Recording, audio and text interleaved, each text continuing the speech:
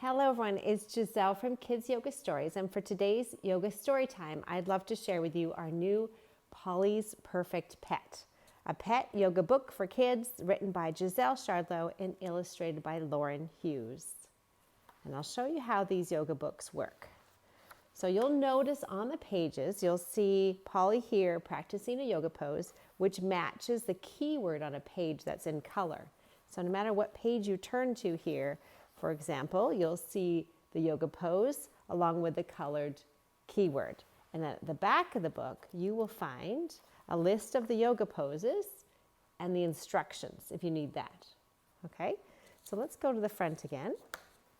And you're welcome to read through this with us the first time just together and watching and listening. And then the second time, you can act out the poses as we go along, or you can jump in, whatever you feel most comfortable with. So let's dive into the story. So Polly's Perfect Pet. So spend a couple of seconds thinking about what you think this book might be about. Polly looked up from her book that she was reading. It was about cats. I'd love to get another pet, Mom. Would you now? Her mom looked over from the kitchen. Well, you've been very responsible with your fish, and I just saw a flyer for a pet fair in the park today. Let's go and research some pets to see which one might be a good fit. Great idea, thanks, Mom. Polly jumped up to grab her notebook and pencil. And on this page, we're going to practice easy pose, sitting cross-legged, as if we are reading, like Polly's doing there with her book about cats. And I'm wondering, how many of you have pets at home? Polly and her mom headed into town. Riding in the car, Polly was bursting with excitement. At the park, people were setting up for the pet fair. I hope we find the right pet for us, Mom, said Polly. Me too, said Mom with a smile. And here we're practicing chair pose, so bend our legs and pretend we're riding in the car to the pet fair. At the first table, Polly's friend Connor had a little box with a heat lamp. Hi, Polly. Would you like to meet our new chick? We love our chickens and collect eggs every day. She's so cute.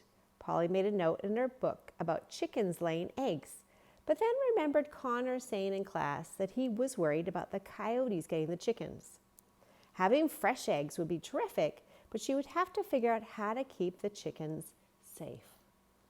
And we're going to practice chickens here. Crescent lunge pose as if you are some chickens.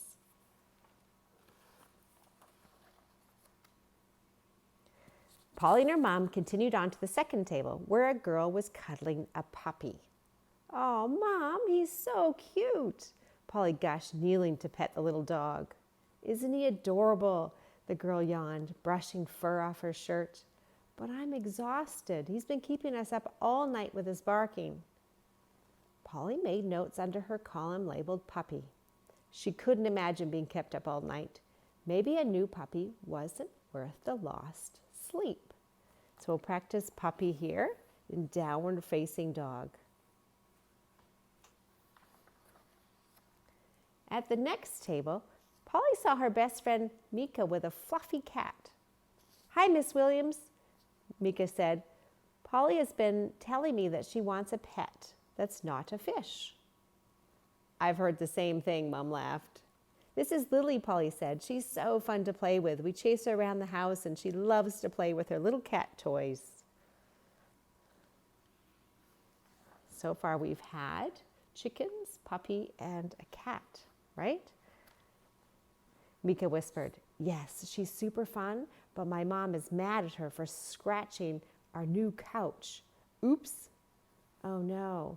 Unfortunately, we can't have a cat because of my husband's allergies, Mom explained. Polly made another note in her book. Dad's allergies made this decision even harder, she thought. We're going to practice cat pose for the cat here. She's gathering some interesting information about all the pets. Oh, look, Polly, there's a jazz band. Let's listen for a bit, Mom said. They laid out their picnic blanket and unpacked their snacks. Polly also updated her notebook and thought about the first 3 pets she'd seen so far. Chickens, a puppy, and a cat. She had notes in both the positive and negative columns for each pet. Choosing the perfect pet involved a lot of research. And we'll practice hero pose, sitting back on our heels as if we're sitting on a picnic blanket.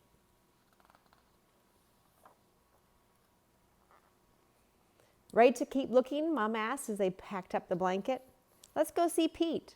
Polly ran to the table where their neighbor Mrs. Bird waited with her parrot, Pete. Polly want a quacker? Quack! Pete screeched. And we're going to practice pigeon pose here for a parrot. Oh, Polly, so lovely to see you here, Mrs. Bird said, flashing her famous smile. Polly sometimes helped Mrs. Bird with errands and had gotten to know Pete. She loved him, but she also knew what an awful mess he made in Mrs. Bird's kitchen. Plus, his screeches were super loud. Polly didn't love loud noises. Great to see you too, Mrs. Bird, Polly answered. We're here researching pets. You'll make the right choice, I have no doubt, Mrs. Bird said. Beautiful animal. As they approached the next table, Polly recognized an older boy from her school. Would you like to hold my guinea pig? James asked. Sure, Polly said as she picked up the little animal and gently stroked his head. Oh, he's so soft. I wanted a cat, but my mom is allergic, so we got 2 guinea pigs instead, James explained. I really like them, actually. Polly remembered reading that guinea pigs like to live in pairs, so that would be twice the food and twice the work. Just remember, guinea pigs are cute and cuddly, but they make a big mess, and they sometimes smell, James shrugged. It's a trade-off, right? It's a trade-off, right? Now, interesting James says that. This book is all about understanding the trade-offs of choosing which pet is the best for you and your family.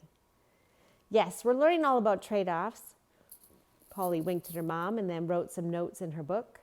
Mom winked back. We'll keep looking, though. Back at home, Polly reviewed her notes from the pet fair.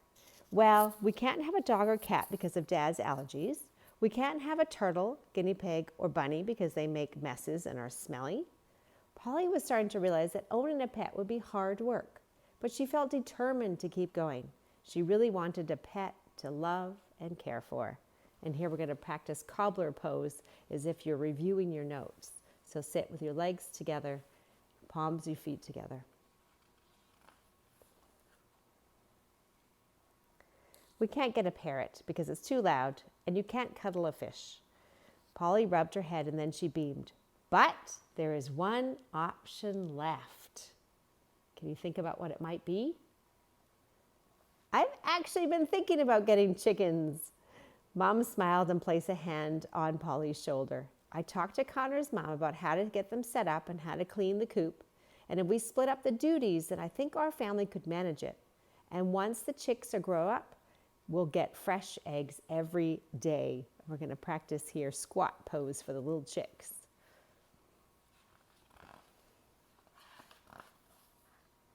Chickens.